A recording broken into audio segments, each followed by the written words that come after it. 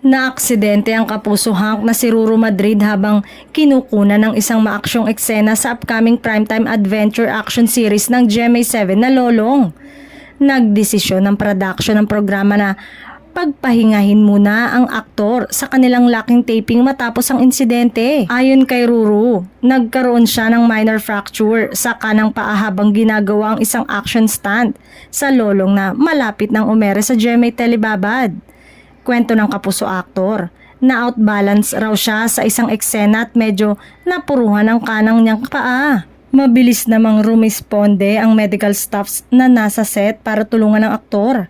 Agad na dinala sa pinakamalapit na ospital si Ruru mula sa kanilang laking taping location. Sabi ni Ruru, sayang na sayang daw dahil 6 na araw na lang ay tapos na sana nila ang laking taping. Pero dahil sa nangyaring insidente, ay nadidelay na naman ang kanilang trabaho. Todo naman ang pasasalamat ng aktor sa production at mga katrabaho sa serye dahil naiintindihan ng mga ito ang nangyayari.